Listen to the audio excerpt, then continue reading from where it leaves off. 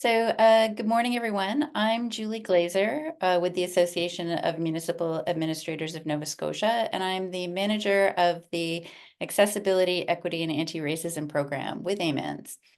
Thanks for joining us for the launch of the AMANS Accessibility Audit Tool for the Built Environment this morning, developed by Anne Sinclair Architects, specifically for the use of municipalities to help build knowledge to understand the technical requirements for accessibility in the built environment. Anne Sinclair launched her Halifax practice in 2005 after 15 years in the Toronto firm Paula Bowley Anne Sinclair Architects Incorporated. Anne's work is a blend of institutional, residential, and commercial projects with a focus on community-based initiatives for which they have received 2 Lieutenant Governor Design Awards. Prior to working in Toronto, Anne worked in London, UK for a firm of community architects, and it was here that she became convinced that the user-architect collaborative design approach enhances both the process and the product. This sparked Anne's early interest in barrier-free design and accessibility and led to the ongoing incorporation of universal design in all her work, including teaching, design, and advocacy. Anne is a Rick Hansen Foundation Accessibility Certification Professional and has served as a member of the Nova Scotia Accessibility Advisory Board. I had the pleasure and privilege of working alongside Anne for 2 years as her assistant on conducting accessibility audits of university and NSCC campuses throughout all of Nova Scotia. I learned something from Anne every single day. And the most important thing that I learned is that the work of accessibility audits is simple, but it's not easy.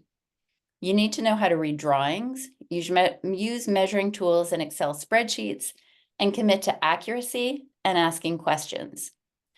What is not easy, however, is wading through the technical documents and references to help assess a space, determine what needs to be done, and how much it will cost.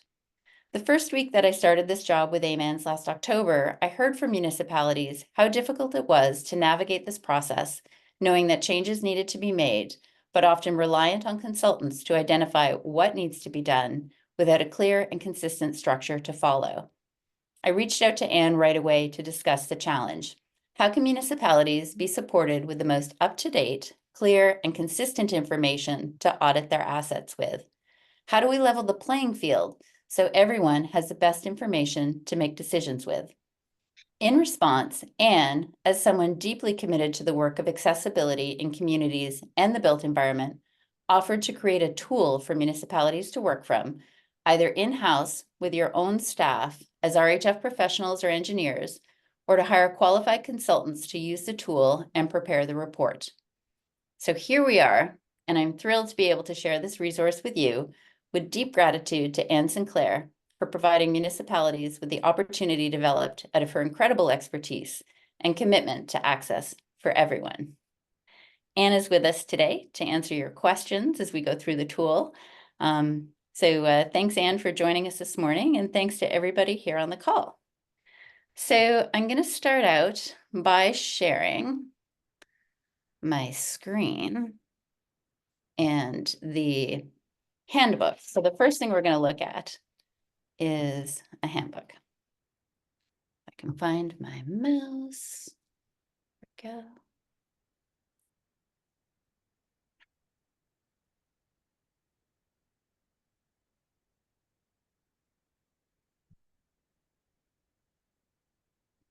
Pause. It says my sharing is paused. Why is that?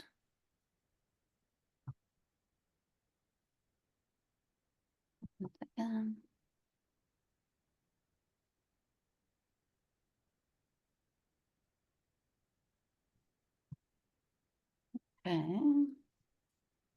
Hi, everybody. This is Anne. While Julie's figuring out her new system there, I'd just like to say I'm very, very happy to be here. Hello to everybody. I'm a Caucasian, upper middle-aged female, and I'm coming to you from Chibuktuk, from Halifax, unceded territory and ancestral land of the Mi'kmaq people. And very happy to be here with you today and answer any questions you have. And thank you for the introduction, Julie. I did learn something from you every day as well. Oh, thanks, Anne. Okay, can everybody see my screen? Okay, now, do you see the Accessibility Audit Tool Handbook? Yes? Great. Yes. Okay. And is it large enough for everyone?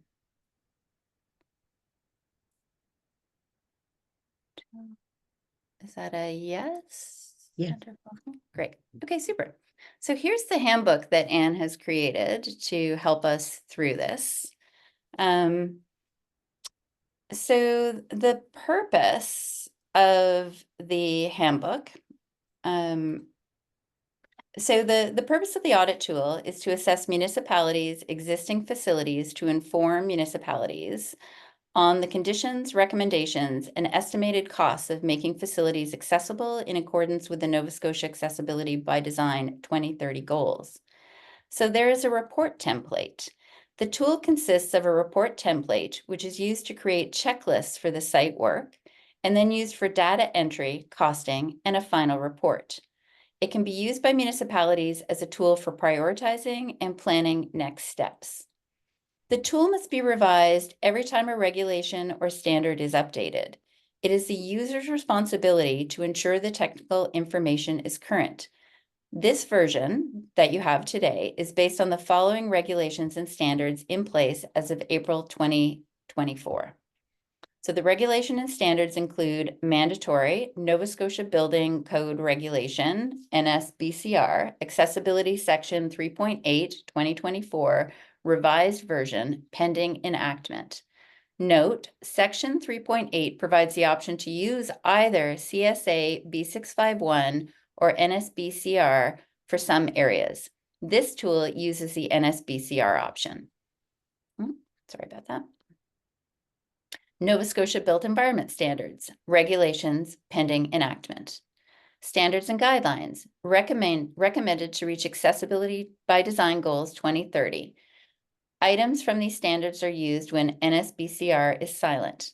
CSA B651-23, Accessible Design for the Built Environment. Rick Hansen Foundation Accessibility Certification Program version 3. Note, the tool will be updated once version 4 is available in July 2024. CNIB, Clearing Our Path, Design Needs Technical Requirements, and there's a link in there for you. And desk space guidelines. Also, the Nova Scotia Built Environment Standards guidelines pending approval. So preparation for site work before you begin is to review and print drawings of the areas that you will be auditing. You will prepare the checklist, so which means customizing the report template spreadsheets for specific facility. Save the report template as checklists for the specific facility. You add rows for items with more element, stairs, for example, and we'll show you how we'll do that. Select delete appropriate sections. Save the spreadsheets at this point as report template for your specific facility. On checklist spreadsheets, delete technical standard and costing columns and subtotal row. Create and print PDFs of tabloid size is recommended. And this is all to create the checklist that you will then take out to audit your site with you with your measuring tape and various tools that are listed below. I highly recommend a great clipboard to keep everything in one place and from blowing away, and some nice fine pens. So you'll meet with your site representatives to discuss the current accessibility issues and concerns and confirm the scope of the audit. When Anne and I did this work, Anne's process was always to include people with first voice experience of accessibility concerns. So that also might be a way for members of your accessibility advisory committee to become involved in the work as well. So you'll bring to the site visit your camera and cell phone to take photos and document, your measuring tape in millimeters, those are often hard to find, light meter, an inclinometer, how do I say that? Inclinometer, to be able to assess slopes, and you can get a free app on your phone for that as well. And a spring scale, which you can get anywhere where you can buy luggage, or fish weighing scale. And that is for assessing the force in which doors need to be opened. So for your report preparation, you use the customized report template, which we're going to show you, for the specific facility to input the data from the checklist into each section. There's also a column to input cost estimates, and you might be able to do that in-house, or you will have a cost consultant hired to do that for you. There's a place to write an introduction and a summary for the report. And we recommend that you create a photo file divided into each report section.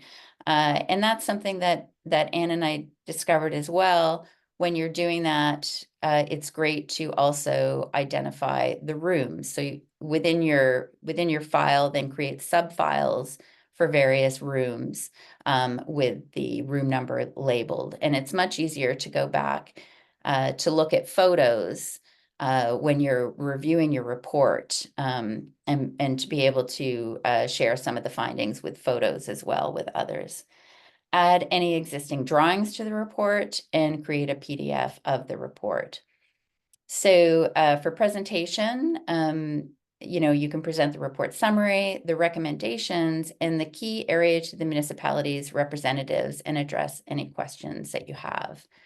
So for deliverables, if you are hiring a consultant, to do this work for you, ensure that the report comes in PDF format, and includes the report spreadsheets for the municipality's use in planning and prioritizing the next steps. So this is a note. This is intellectual property that Anne has shared with AMANS, and it's been prepared specifically for AMANS and municipalities only, and may not be distributed or used for any other purpose. And we're very grateful to Anne for providing us with this. Okay, so I'm going to show you the template. Can everyone see the template? Yes? No. Nope. No. Okay, Oh, so there we go. No, you can see the template? no. No. Okay. Ta-da.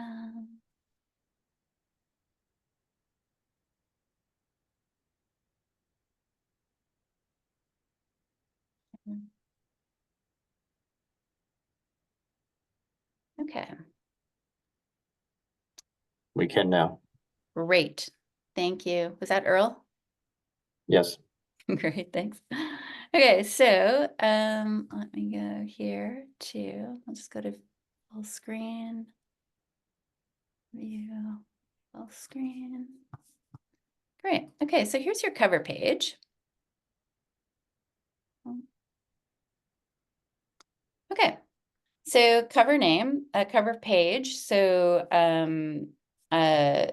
it shows you all the sections, and Anne has created a different sheet for each section, which is really handy. So you'll see below there's approach, entrances, exterior ramps, exterior stairs, exterior circulation and doors, corridors, elevators, and so on. So all the sheets match the table of content sections, and here they all are: interior and emergency services, your interior spaces, classrooms. So that would be, any place where learning is going on. Washrooms and vehicular access. So introduction page. So here's where you would put your, your building name, the address, building type, age, number of floors, gross floor area, the dates that you did the assessment, and who did the assessment. Scope of work. So we tended to keep it pretty broad, with the exception of service spaces. So mechanical, electrical, janitorial rooms. So there may be areas that you are not going to assess, maybe basements. And so just identify what you are assessing and what you are not. And here's an opportunity for you to write a brief summary on the findings. And then there's a list of abbreviations that you'll see throughout the template. So again, note NSBCR accessibility section 3.8 provides the option to use either CSA B651 or NSBCR for some areas. So again, this report will use the NSBCR option. And this assessment does not constitute a building code or safety review. So here is your approach, and this is what the spreadsheets all look like. So on the left is, the guideline, the question, the technical standard, the opportunity for you to identify yes, sometimes no, not applicable, identify your comments. And then again, if you're working with a professional and you're looking for recommendations on what needs to be done here, that would go there, and then your cost estimate column. And everything has been set up in Excel to calculate the cost estimates. And just keep that in mind as you are adding any lines. So for instance, so we're in approach and entrance. So let's see, let's actually go to entrances. So entrances, and this has changed, and pointed this out to me when we spoke yesterday. So it's now, are all pedestrian entrances to a barrier-free story barrier-free and connected to a barrier-free exterior path of travel. So now it's all of them. So for here, you would add a row and identify your entrances. So if you have four if you have a barrier-free story, and 4 entrances that need to be assessed, then you identify those entrances as entrance 1, entrance 2, entrance 3, entrance 4, and add the lines that you need so that each entrance can be assessed accordingly. And then you would copy those rows for the entrance and add those under each section. So again, if you had 4 entrances, then 1.2.2 would have the additional lines for entrances 1 through 4. So your spreadsheet will get quite large when you're doing this work. And then on your drawings, you will identify entrance 1, 2, 3, and 4 so that it's clear as to what everybody is talking about. So that is for the entrances.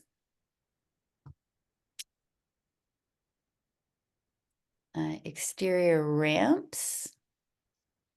And if you'd like to make any comments or anything while I'm just kind of scrolling through this so people can see, feel free.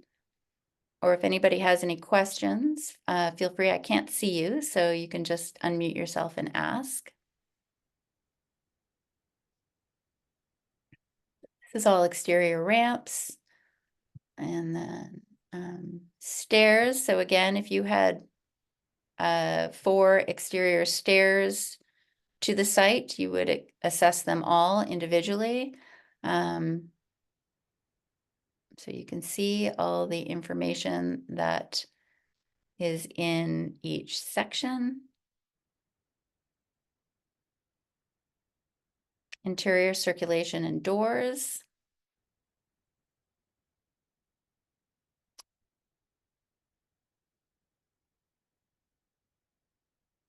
So this is important to note for interior doors and doorways. This section deals with all doors except entrances, exit stair doors, and washroom doors.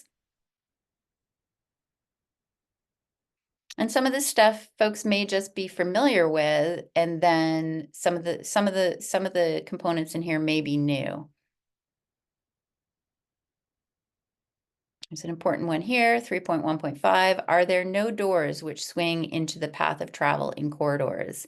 So again, so this would be when you have your drawings out, if you note a door that swings into the path of travel in the corridor, then you would mark that on your drawing and then make the note in this section as to where that door is. So it's very detailed work.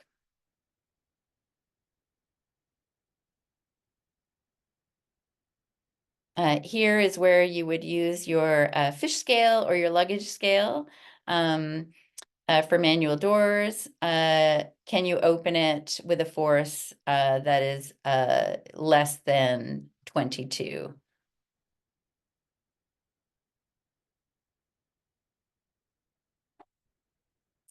Some pieces on security systems.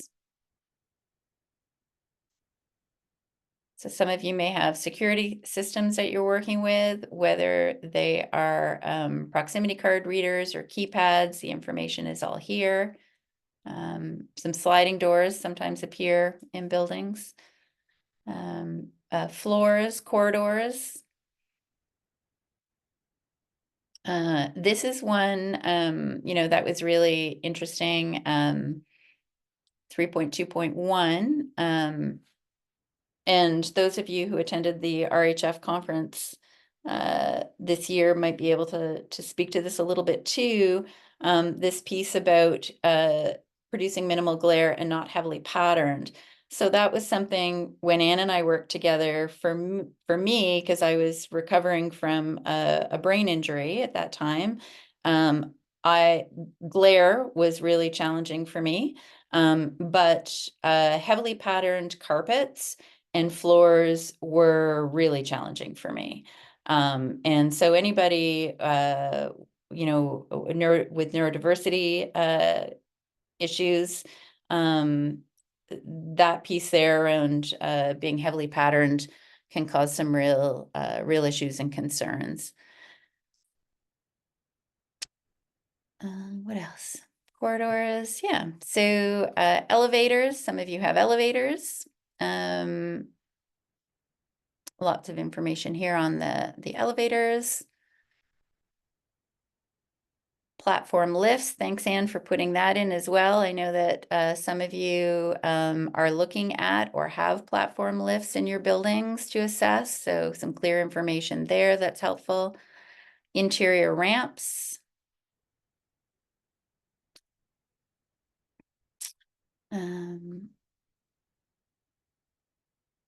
Interior stairs. So you can see all the, all the work that's involved. Reception counters. So this is a big one because again, customer service, folks coming in, reception counters are, kind of readily one of the things that you can address to make your space more accessible. And it gives you all of the information here that you need to know. And again, if you have more than one reception counter, some of you may have counters for recreation, bill payments, different areas there to welcome people in. So again, you may want to add additional lines. Emergency systems. So again, this is really, this is an area that people constantly have a lot of questions in.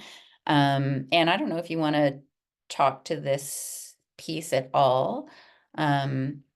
Anything specific that folks should know as they're assessing their emergency systems? Yes, thank you. This is Anne. You'll see under 4.2.2, there's quite a detailed list, and that's something that I was really happy to see in the revised building code, which came out of the work that the committee of the Built Environment Standards did over the, they informed a lot. recommendations informed a lot of the new building code things. So that's one of them that's really good to see. There's, I think, a lot of municipalities will have quite a bit of work to do in terms of their evacuation plans. I think it's an area that's been lagging in building codes, and it's not the fault of municipalities at all. It's just they didn't have the information, and now there's a lot better info out there. So this is part of why that list is so long. Thanks, Anne. And Anne and I spent a lot of time when we were doing the assessments of the colleges and the university campuses. One of our colleagues, who's a wheelchair user, came with us to one of the campuses, and we had a really intense discussion with the administration about getting in. You know, we put a lot of emphasis on getting into a building. And this colleague really emphasized how important it was to get out and knowing exactly how it is that someone is going to be able to exit a building.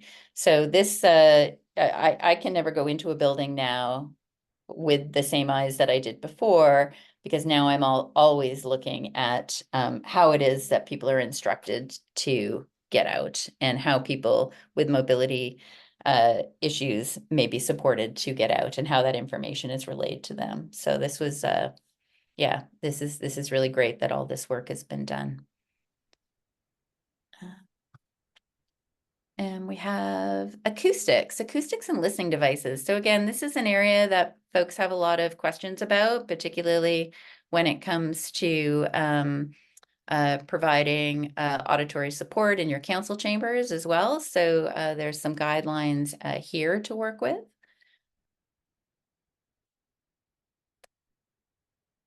How do I get over here?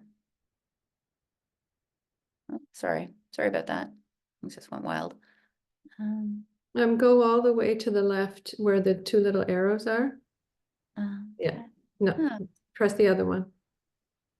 Which one? Oh, this one? Yeah.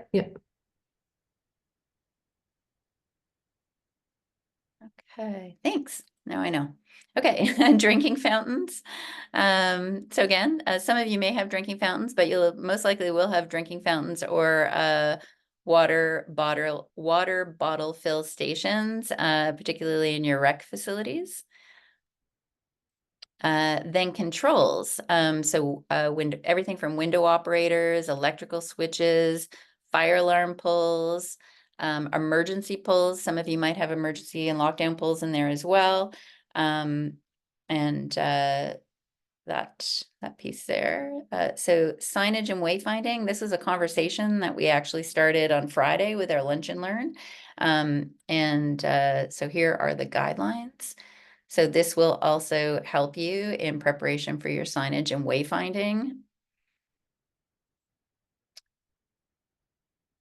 Section on classrooms.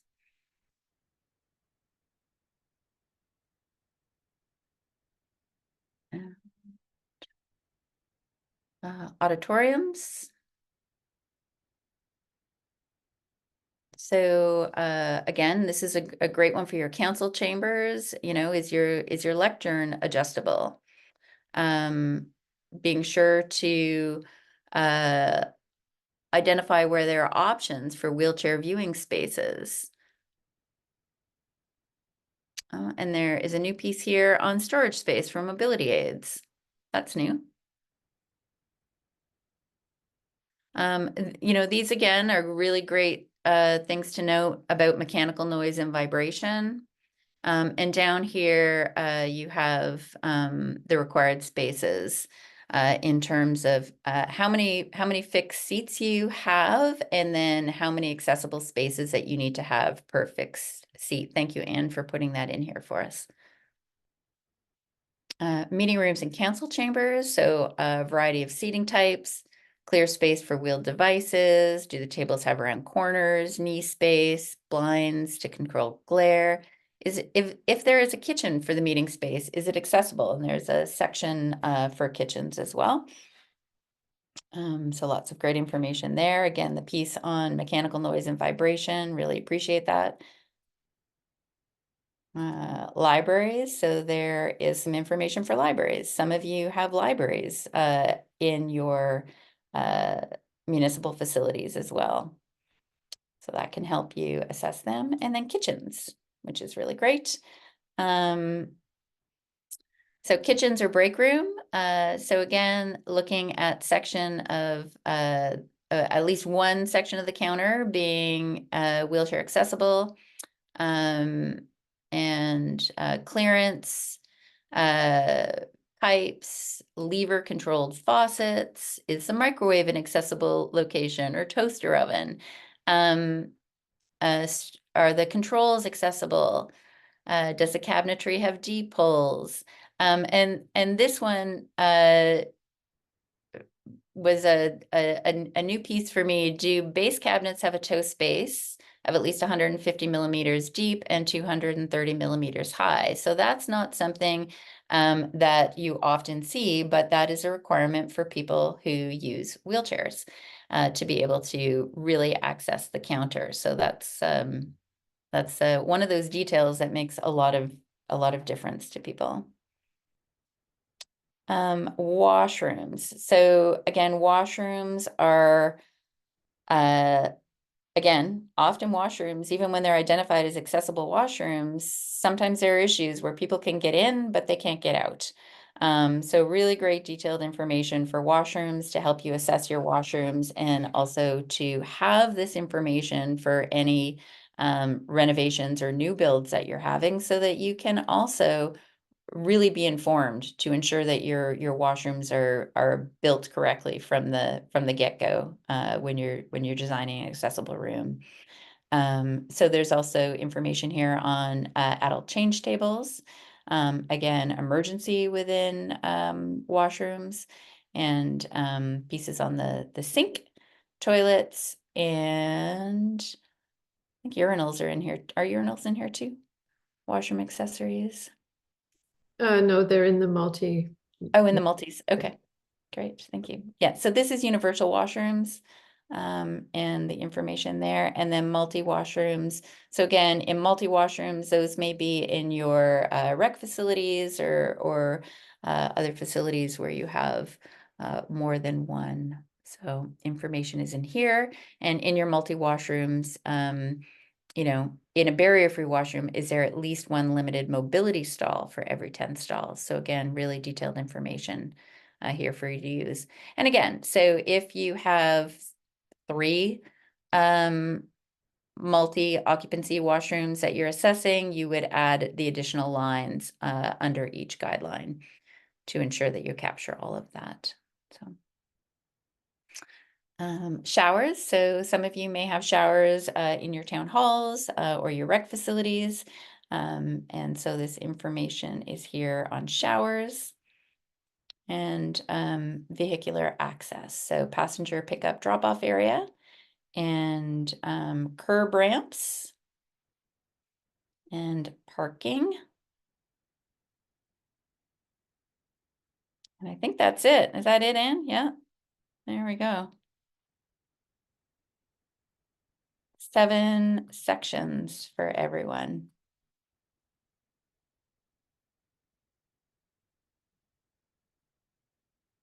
Okay, I've stopped sharing. So thoughts, questions? Ellen Johnson has their hand raised. Already, yes. Yeah. Yeah, I wanted to, I guess, say thank you for, you know, like this, it looks like very, you know, the format is similar to what we would see from the Rick Hansen accessibility certification, but I'm so glad to see that all of the information is pulled out of the actual standards and regulations and just placed right into the tool, because that was a big, you know, frustration. You're constantly, you know, balancing different, you know, the CSA and whatever else you're working with, coming back and forth and back and forth. So that makes it a lot easier and really specific to Nova Scotia. I think my question is a bit kind of high level, is, you know, when we're, you know, when we're talking about using this tool or asking a consultant to use this tool, can you speak to why or how we would really, justify the need to be looking at these, at the CSA in particular, and the recommendation from the built environment standard that's not, it's not passed yet. Why we would, helping us to kind of think about why we would be recommending that as opposed to just building code period, like code minimum, because we're not actually required to do some of this stuff. So I'm just wondering if you could speak to that a little bit. Oh, Yeah, sure. Julie, Sure. do you want me to You take go a first, stab? Anne, and I'll go, and then I'll go. Yeah. Okay, yeah. Hi, this is Anne. Yes, thanks for the question. This is one of the things that gets discussed and debated deeply, and it's very challenging. So the way I start is thinking the province needs to be accessible to all by 2030. That's the goal.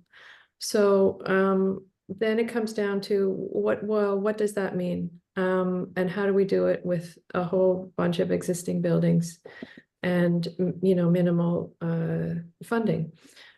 So balancing that and the realities of access, this is what I have come up with over my years of working with accessibility in existing buildings, is to really think about, I've been asked to, what in my experience do I think is necessary to make facilities accessible? And that's what is in the template. That's what all of the things are. Now I have divided, because the debate does exist and it's very important. People want to know, what do they have to do legally?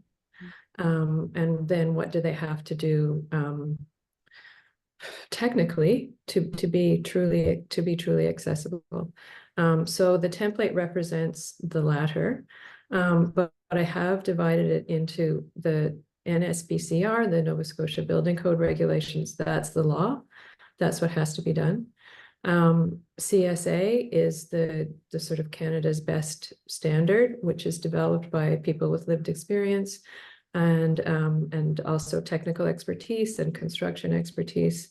And then the newer things that are coming out from CNIB and the deaf space, people who are deaf and hard of hearing advocates, forming their own guidelines. So it's a combination of all those things, and it is very challenging to say, well, what do we actually have to do? On top of all that, as you probably know, the building code says you legally, or one who runs a facility, legally doesn't have to make any adjustment to be code compliant unless you're doing a major renovation or you're changing a building's use. So that's where the debate stands, and I just acknowledge that it is very challenging to know. But what you have here in this template is what we believe is going to get facilities accessible by 2030. Great, thank you. Thanks for asking that question, Ellen, and thanks for answering that, Anne. Can I, maybe, sorry to interrupt you, I'll just give an example, because then people might have some visual in their mind. Or the building code, there's a new building code element, which I think is great, which probably also came out of the Standard Development Committee, that if you have a kitchen or a kitchenette in your town hall or in your offices, previously those kitchens didn't have to have any accessibility components. But now they're saying if they're used by people on a very free path of travel who are using the building, then they have to have some level of accessibility. The building code does not say you need to have knee space. It does not say you need to be able to access the faucets if there's any space under the counter to access the faucets. It only says that you can have an adaptable counter or a section of lower counter. So to me, that's going not even halfway. It's almost why bother if a lot of people who think it's accessible can't use it. So in our kitchen part of the template, we have the building code requirement, and then we also have included the CSA requirements for, as Julie pointed out, the toe space and the knee space, because to me, that then it's not accessible without those things. So since the standards are listed in the guidelines, then users can decide what they need to do to be code compliant, and then they can decide what else they feel they need to do. Thanks. Great, thanks, Anne. Yeah, and Ellen also, you know, part of the conversation about really moving this forward was because so many municipalities were kind of caught in the a little bit of a limbo where their, you know, funding has been rolled out federally previously to address accessibility issues in municipal environments, the built environment. So there have been opportunities for municipalities to assess their space and make renovations, or, you know, even consider whether or not the building is viable to proceed for accessibility and sustainability purposes. And so people have been having to, you know, administrators have been having to make decisions without all of the information in one place to help them make the best decisions on their current state of their assets, and then also identifying, you know, what it is that they need to do and being able to apply and access funding that has been made available. So it's really kind of trying to catch people. It's trying to catch people up with the information and the tool so that folks can make those decisions while there is money available still also to make some changes. So there are a couple questions in the chat. Katie MacArthur from Kings County says, you may have mentioned this. Is there any part of the document around project prioritization if it is upgrades and not a new building? Do you want to speak to prioritization, Anne, at all?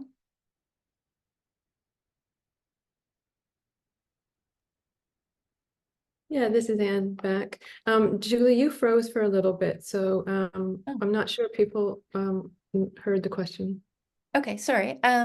So Katie says, is there any part of the document around project prioritization if it is upgrades and not for a new building? So what the intention is that since municipalities, it's assumed that there will be some priorities already with your facilities about maintenance and upgrades. So the consultants won't know that for sure when they're doing the report. So the idea of allowing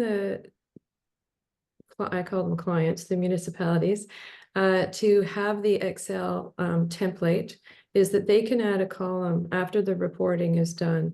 They can add a column next to the costs, and they can create their own priority lists. Sometimes it's really obvious when you're doing the assessment what would be a priority, and that can easily go in the summaries in the introduction to the report. But sometimes it's not possible to know that without knowing what the municipalities, what their plans are. So it's meant to be a tool to, it's like a dynamic thing that will keep on being used by the municipalities into the future. Does that answer what you were after? Oh, your mic isn't working. Katie says her mic isn't working.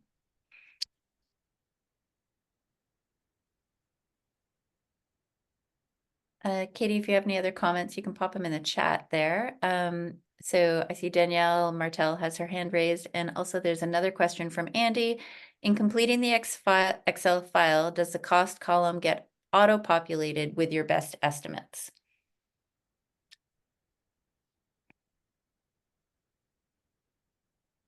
What do you want me to answer that? Sure, yeah. Okay, yes, so when I do this work, I hire a cost consultant who After all the recommendations are made, they populate all the cost estimates for every item, you know, how many grab bars and how many doors need to be enlarged.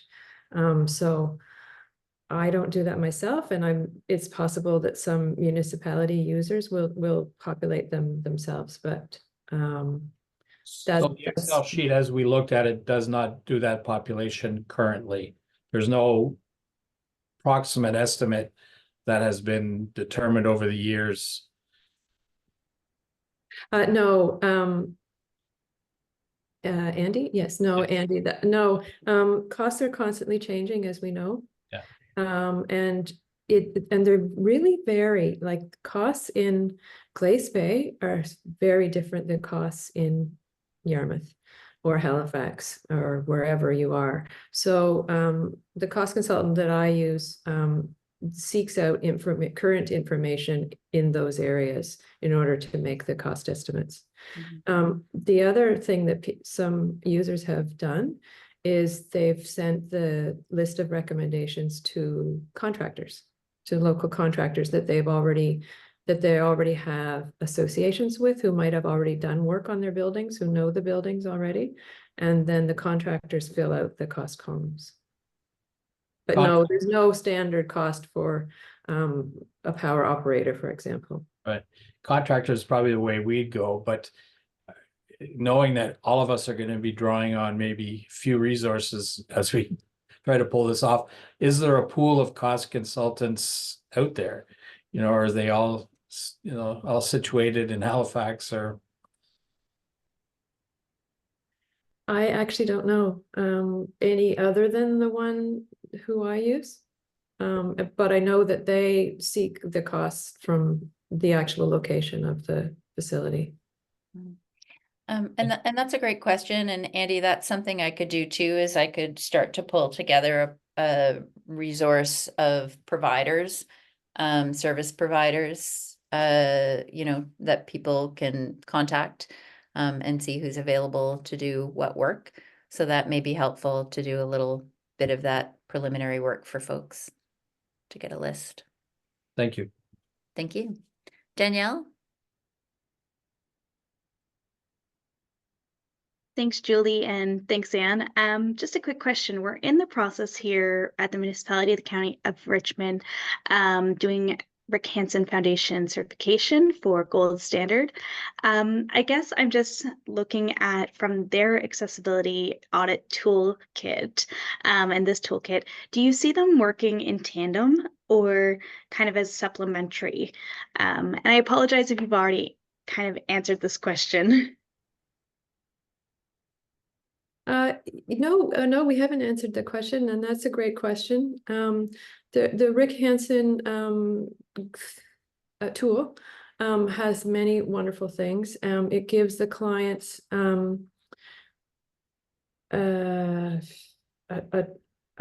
rating. It gives you a number, or whether you're gold or whether you're certified. What it doesn't give and is what are the recommendations and what are the costs. So they can definitely work in tandem. They're both really great, and they're the Rick Hansen, the latest version, they're working on version 4, even version 3, which is probably what you're working with, has incorporated all the same CSA items that are in the template.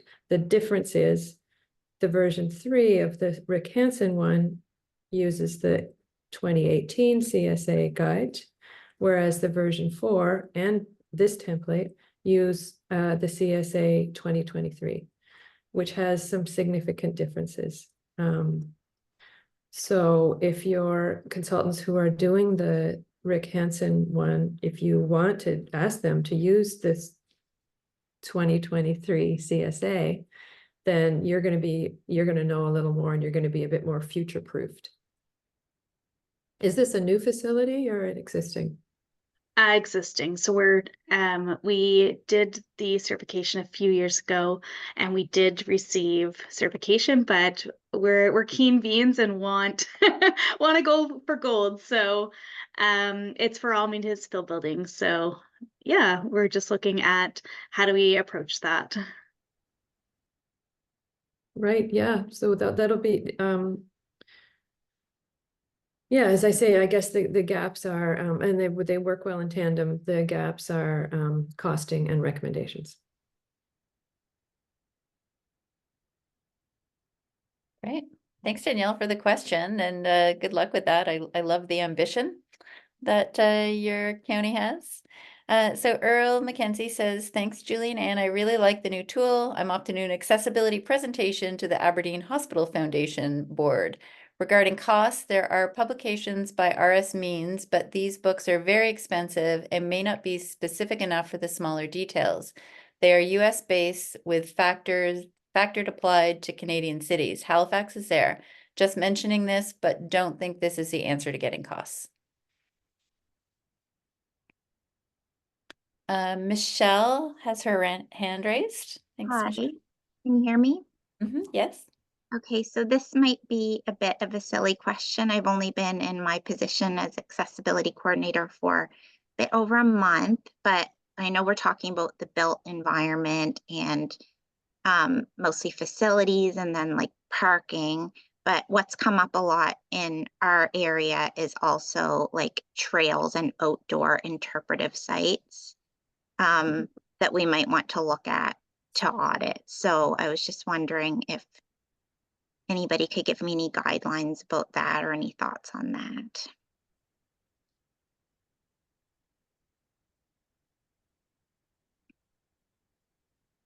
Anne, did you have anything you'd like to say on that? Yeah, I think that is a really great thing to bring up. And there are, this current template does not have trails and outdoor sites, but there are really great standards and guidelines.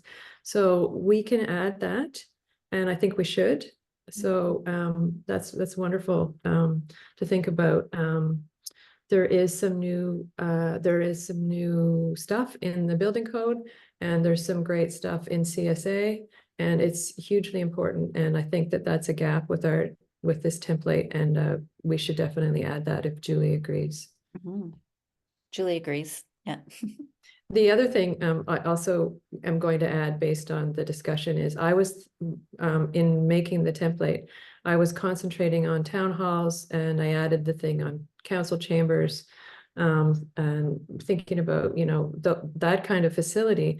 But Julie mentioned rec centers. So we have lots of sections and items on, and there is new code stuff on change rooms. So we'll add that too. Excellent. Great. Thanks, Anne. Thanks, Michelle, for the question. Ellen Johnson. Yes, thank you. Yeah, so you've mentioned several times, having consultants possibly complete this, and I'm wondering, as you developed this, who did you have in mind for actually doing the work? Was it, people who don't have, a lot of background in accessibility? Is it appropriate for somebody in that situation to be actually conducting this, or would the expectation be that the person has some background, has some knowledge already? And if not, would it be better to hire consultants? I'm just trying to get a sense of, what your intention was. So it's a question for me, Ellen, Julie, for intention. Yeah. Yeah, for either of you, I guess, about, who you see as the kind of the best people to be actually implementing this, or does it just depend on cost or what? Yeah, so it does. So that really was part of it, because some of the municipalities, don't necessarily have the capacity in-house to do the audit. So in those cases, they would hire a professional. Many municipalities, as you know, now have an RHF professional within their units. And also there are engineers as well, and some planners may be able to do the work. So, I don't think this is the type of work where if somebody had absolutely no experience whatsoever to pick it up and do it, it would be really challenging for sure. It is very detailed work. and very specific. So the intention was to be able to create a tool for municipalities either to use in-house with their own capacity and their professional resources in-house, or to be able to hire a consultant knowing what it is that they wanted the consultant to report back on, because that was one of the areas that I was hearing from municipalities where they wanted to have an audit done, but they actually didn't know what it was that they needed to have assessed and how things needed to be assessed. So they were reliant on the consultant who came to the table and who was chosen to do the work, and then realized afterwards that they didn't get the information that they needed. This is really how this whole conversation started. And it's happened a couple of times where municipalities have not received the information that they needed to remediate their buildings and or make decisions on their buildings. And in some cases had to hire somebody twice to come back to do the work. So this now, when I talked about leveling the playing field, it's ensuring that all municipalities have access to the same information to adequately assess a building according to the highest standards that we currently have available. So that way it can be handed to, an architectural firm or an engineering firm to say, this is what we need done. Oh, sorry, was that Anne? Yes, this is Anne. I'd just like to add to that, thinking through this good question. So if we work backwards, what any client needs to know is what do they need to do and how much is it going to cost? So in order to get the costs, you need to know the recommendations. And so I'm working kind of backwards from how people start. So in order to get the recommendations, you really need to have some sort of expertise in built environment, in design, or in facility management, or as an engineer, etc. I think there could be hybrid procedures undertaken where accessibility committees or people who aren't professional consultants could do the audit, gather the information and the data, do the measurements. Then you'd have that in a list and you could take it to someone with more expertise in design to say, what are the recommendations? Where would we, if we need a new universal washroom, where in this facility might it be? Or could we expand one that's already existing? That kind of thing. I think that level of expertise would be needed from a professional. And then you can say that's the recommendation, and then it can go to get costed. But I'm all for involving anybody who's interested and is willing to learn how to do these things. And once you've done one, you really want to go on and do more because you've learned so much.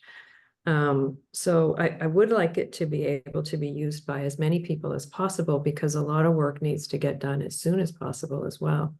And I know there's a lot of interest out there, but I think that there might be an area in creating the recommendations where it could be challenging for non-experienced people. I do want to say that Julie mentioned people with lived experience and the expertise that comes from that, the importance of that. And I know that already in making your accessibility committees, you've gathered some people with valuable things to offer. I don't know if Julie's already said this, but I feel very strongly that those people, if you're going to pay consultants, that they get paid as consultants as well. Their expertise is valued and should be valued monetarily as well. So I might be veering out of my area of what you've asked me to do, but that's something that's been very important to us over the years. And could I have a follow-up question? It's Ellen again. Absolutely. Yeah, it's just time. So, say, you mentioned a lot of accessibility leads or engineers or, municipally hired folks, have RHFAC, so they kind of have shown that they've they've done the training to get the background to be able to do this, including the recommendations. And I'm wondering if, what's your experience of how long it would take for someone to do a building? And of course, it would vary depending on the size of the building, but for like a typical, a typical town hall, what kind of amount of time commitment would that be for that staff person? Great question, Ellen. Anne, you want to answer that? Yes, I don't have, I think it might not be helpful to just say a figure because the sizes of all the facilities are so different across the province. But we have to do that. We have to tell clients and estimate how long we would be there. So we have we use based on, what we've done in the past and how long it's taken. We have a square footage and a amount of hours per square footage. It's different for different facilities. Some facilities just have a giant gym and then it doesn't take as long per square footage. But yeah, I could share that with Julie, or maybe we could put it in the handbook or something like that. I can give some thought to that if that's helpful. Yeah, sure. That would be great. I think that would be helpful for sure. Thanks, Anne. Thanks, Ellen. Michelle, you have your hand raised? Yes, when I'd mentioned trails and interpretive sites before, I forgot to mention sidewalks. That's a big one that we're also going to be looking at. Yeah, I just wanted to add that. And I'm interested in how long everything is going to take too, because I'm on a term.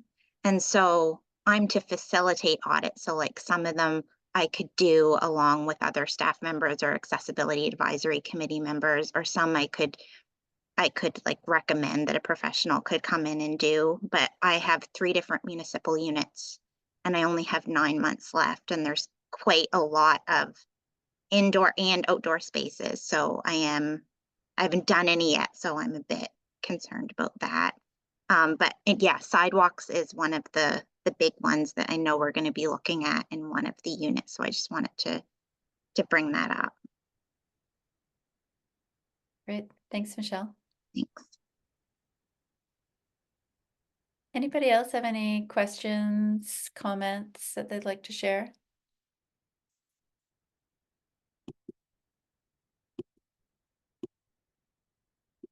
Does this look, how do people, when they look at the tool, what are people's first reactions to this?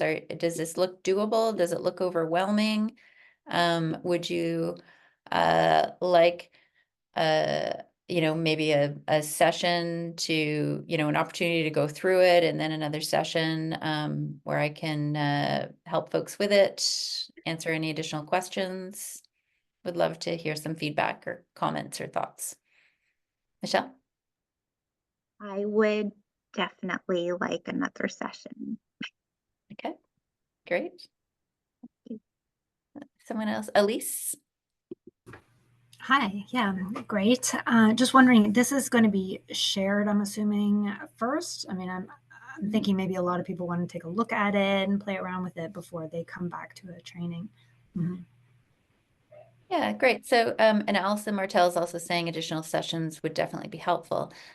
So because we have identified a couple of other areas, so the exterior parks, trails piece, and I can either, distribute the tool in the handbook now, maybe with a couple of notes also to the handbook. And then so people can get accustomed to that, and then we could update the tool with those exterior pieces. What are your thoughts on that, Anne? That's helpful. Elise says thumbs up.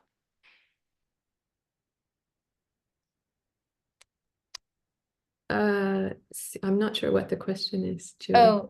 Sorry. Should I distribute what we have now so that people can start becoming accustomed to the tool, and then we'll do the additions for the sidewalks, parks, trails piece, and then add that as a sheet after? Yes? Sure. Does that make sense? Yeah. The things we add are not going to change the things that are there now. Okay, Great. Okay, so I'll do that. So in answer to your question, Elise, I will post the handbook and the tool on our Municipal Ideas site. And anyone who is not an accessibility lead and not in our portal can pop their email into the chat here, and I can send that to them, or they can send me an email and I will share the tool with them that way as well.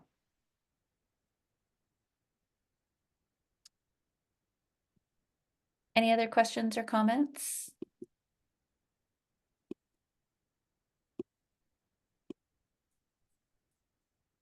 No, if hearing none, thank you all for coming this morning. This was a while in the making, and again, thank you so much for sharing all of your expertise and knowledge and intellectual property in terms of developing this piece to help the municipalities and the communities meet their goals to become accessible by 2030. It's really incredible, and I'm super excited to help everybody move forward with this tool and to support you to do this work. So thank you. Great tool. Thank you. Great, thank you. Lots of thank you comments coming in the chat. Appreciate that. And the session is recorded, so it will be made available along with the tool as well for people to help folks. Great, thank you. Wish everybody a great day.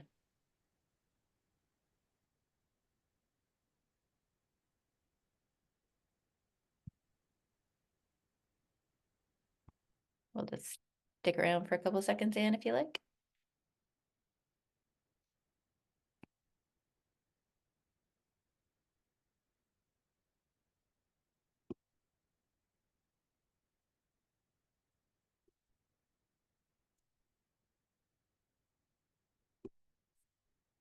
Oh, great. Okay. So that went well.